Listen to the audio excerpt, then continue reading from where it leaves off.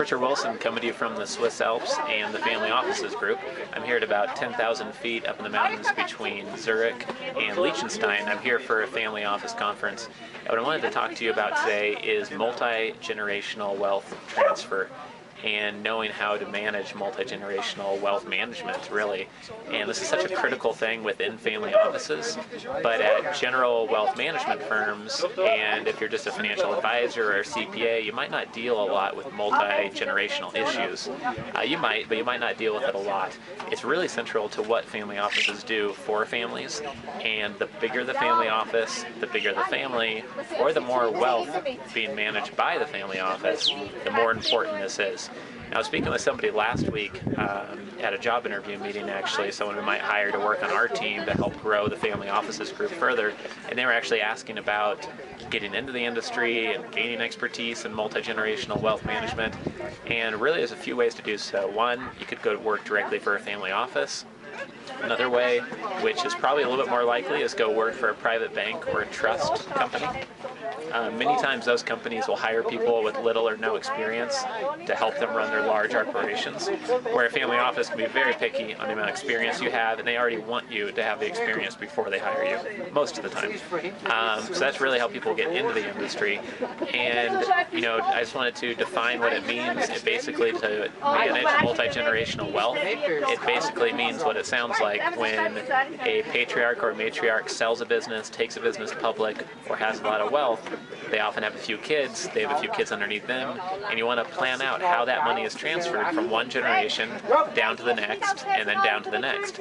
If you don't do that carefully, you'll pay a lot more taxes than you need to, you'll lose a lot more wealth along the way, and you might lose control of who gets the money. If everything is split up automatically and evenly when you die, it might not be the best thing to do.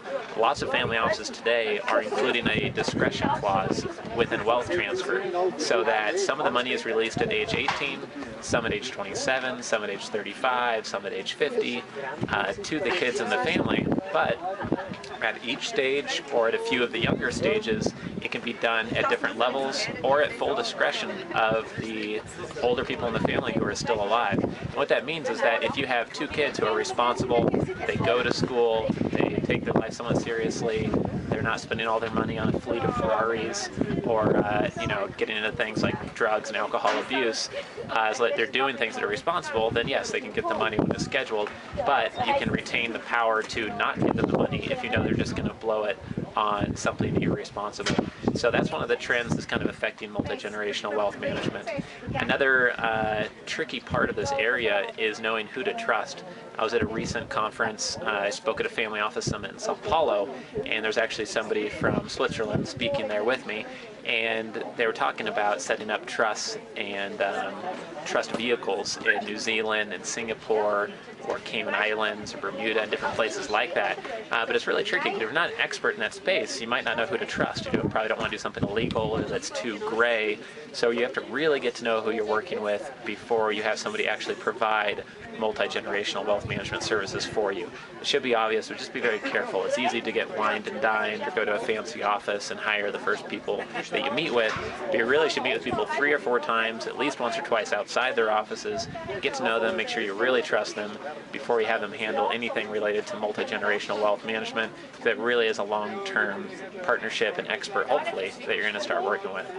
So I hope this is a good summary and kind of 10,000-foot overview of how wealth can be transferred to different generations and some of the different trends and things which can affect this area of family office management. This is Richard Wilson coming to you from Switzerland and the Family Offices Group. Thank you for joining me, and I'll see you again soon.